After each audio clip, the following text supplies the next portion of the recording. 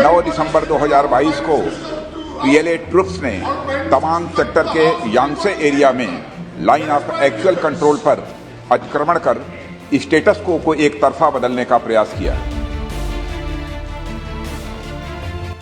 अरुणाचल प्रदेश के तवांग सेक्टर में कुछ दिन पहले चीनी आर्मी ने कब्जा करने की कोशिश की थी, लेकिन सेना ने अदम्य साहस दिखाया और अचानक हुए इस हमले का मुंह तोड़ जवाब दिया।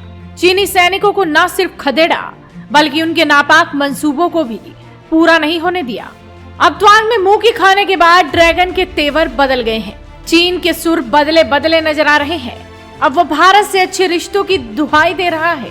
दरअसल आज चीनी विदेश मंत्री वांग यी ने कहा कि चीन भारत के साथ संबंधों को स्थिर और मजबूत करने के लिए तैयार है। साथ ही हम दोनों सीमावर्ती इलाकों में शांति बनाए रखने के लिए भी प्रतिबद्ध हैं। चीन की ओर से बयान ऐसे वक्त में आया है जब भारत और चीन ने कोर कमांडर स्तर की 17वें दौर की वार्ता के दौरान पश्चिमी क्षेत्र में एलएसी पर जमीनी स्तर पर सुरक्षा और स्थिरता बनाए रखने पर सहमति जताई। यह बैठक 20 दिसंबर 2022 को चीनी क्षेत्र में चुशूल मोल्दो सीमा मीटिंग पॉइंट पर आयोजित की गई थी। वांग यी के इस बयान से पहले ही भारत के रक्षा मंत्रालय ने बताया था कि सीमा पर समाधान के लिए दोनों देशों के बीच स्पष्ट और गहन चर्चा हुई। जल्द से जल्द पश्चिमी इलाके में एलएसी पर अमन चैन की बहाली में मदद मिलेगी और द्विपक्षीय संबंधों में प्रगति होगी। दोनों पक्षों ने नजदीकी संपर्क में रहने और सैन्य और राजनयिक बातचीत बनाए रखने के अलावा जल्द से जल्द शेष मुद्दों के परस्पर स्वीकार्य समाधान पर काम करने पर सहमति व्यक्त की है। दरअसल चीनी विदेश मंत्रालय की एक वेबसाइट के अनुसार चीनी विदेश मंत्री ने ये बयान दिया और कहा कि चीन संबंधों के स्थिर और मजबूत विकास के माध्यम से भारत के साथ काम करने के लिए तैयार है। चीन और भारत ने राजनयिक और सैन्य से सैन्य चैनलों के माध्यम से संचार बनाए रखा है और दोनों देश सीमावर्ती क्षेत्रों में स्थिरता बनाए रखने के लिए प्रतिबद्ध हैं। हम साथ काम करने के लिए तैयार हैं। भारत संबंधों के स्थिर और मजबूत विकास की दिशा में है।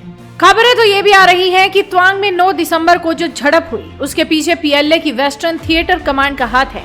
जो टकराव हुआ था उसमें भारतीय सैनिकों ने बहुत बुरी तरह से चीनी सैनिकों को पीटा था।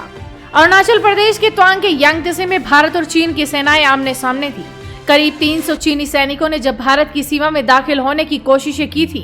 भारतीय सेना के सूत्रों की माने तो तवांग में हुए टकराव में चीन के काफी सैनिक घायल हुए हैं, जबकि घायल भारतीय सैनिकों की संख्या काफी कम है और उन्हें हल्की चोटें आई हैं। कहा जा रहा है कि हाल ही में उत्तराखंड के ओली में एलएसी के करीब भारत और अमेरिका के सैनिकों ने एक युद्धाभ्यास किया था। चीन को इसी युद्धाभ्यास पर खासी आपत्ति थी और उसने अपनी खिसियाहट तवांग में निकाली। चीन के विदेश मंत्रालय की तरफ से इस पूरे मामले पर जो बयान दिया गया था वो भी हैरान करने वाला था। विदेश मंत्रालय के प्रवक्ता वांग वेनबिन ने कहा कि एलएसी पर वर्तमान स्थिति स्थिर है। उन्होंने भारत को सलाह दी है कि वो दोनों देशों के बीच हुए समझौतों का सम्मान करे और शांति कायम करने में मदद करें।